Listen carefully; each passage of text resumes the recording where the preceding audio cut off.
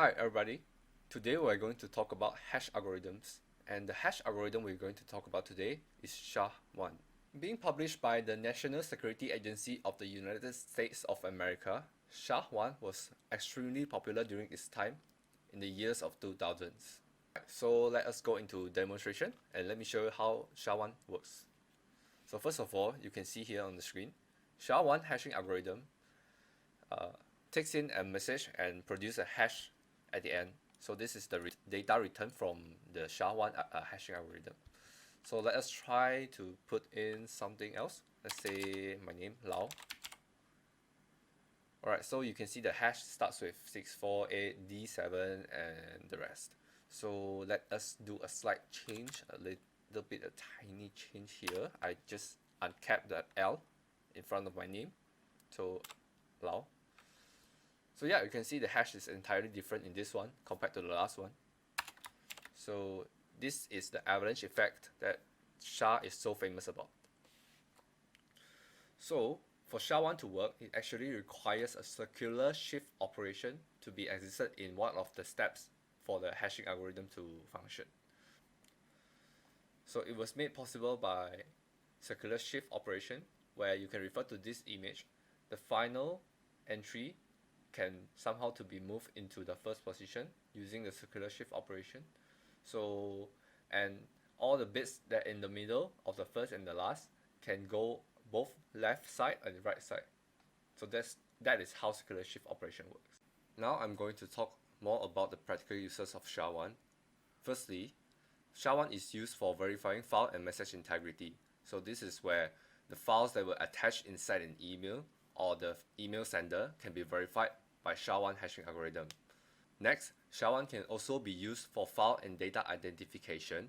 So this is where all the files that you download from the online websites, and no matter it's .exe or .apk file, SHA-1 can be used to generate the hash value and to compare whether the file is genuine or it has been altered or added any sense of malicious intent inside the file. And lastly, SHA-1 can also be used for password verification. So when an attacker gets a hold of the password database inside the website that is using SHA-1 hashing algorithm for your password, he will not get the plain text of your password, but instead he will get the hash values of your password that was stored inside the website. So the attacker can never guess the real password of yours. Next, we're going to talk more about how SHA-1 hashing algorithm really works and what made SHA-1 hashing algorithm insecure these days. So hello, my name is Kayong, and today I'm going to explain how the SHA-1 generate hash value. So SHA-1 is the secure hash algorithm that hash the input value into the 160 bit of hash value in result.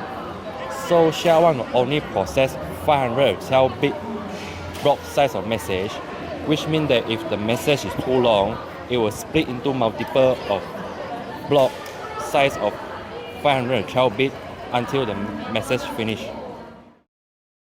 So what if the message is too short? In this example, I give you that our message length is only 7 bit. So after the message length, we add additional 1 at behind, and then we add all the 0 until the message becomes 512 bit of size. But before we end it all 0 until the end, we need to put the value of message length at last few digits. In this example, that the message length is 7 bit length, so 111 is represent 7. We need to put at the last few digits of 512 bits of message.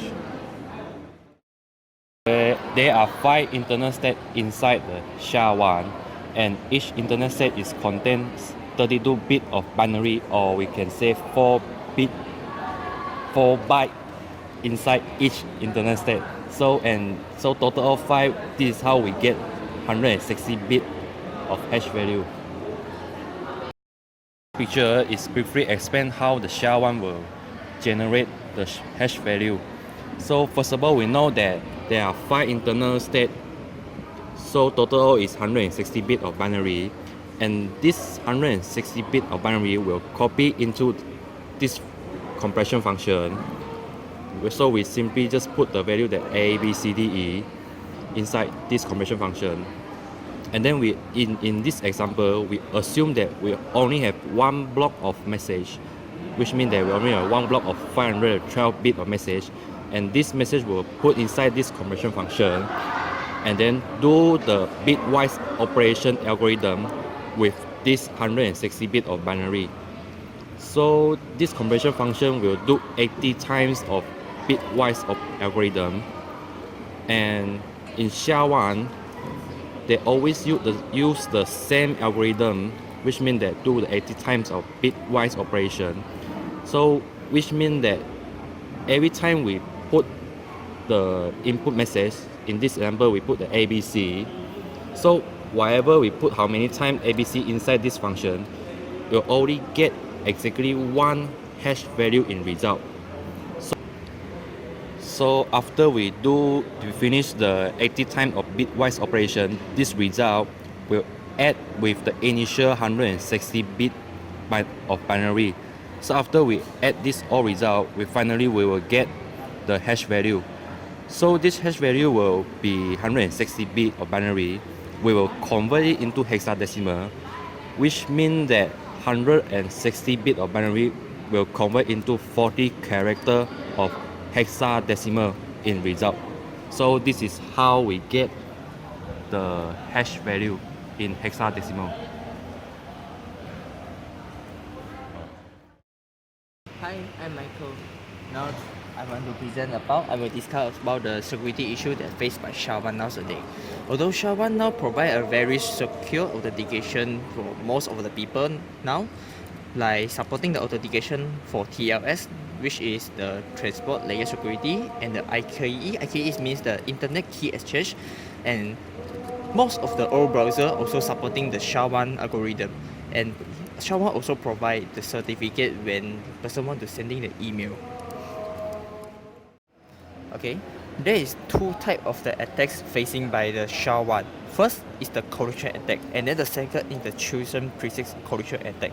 The chosen prefix collision attack, which is a stronger collision attack that derive from the collision attack by giving a chosen prefix. This is also not expensive, so nowadays the people can buy this tool and attack the SHA-1 algorithm.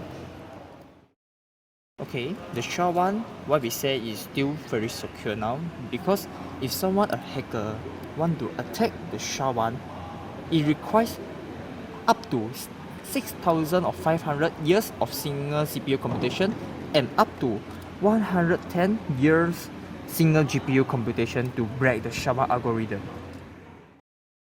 Okay, collision attack, also called a shortcut attack, which can provide a 10,000 times faster than a brute force attack. So which means that the SHA-1 collision attack is a very serious problem now, because somebody else like a hacker, it can forge any SHA-1 signed documentation they want. Okay, after that, now I will explain about what is a collision attack. Okay, now looks at this picture. This is the expected SHA-1 algorithm, how it works. Okay, for example, we got two different documents, which is document A and document B.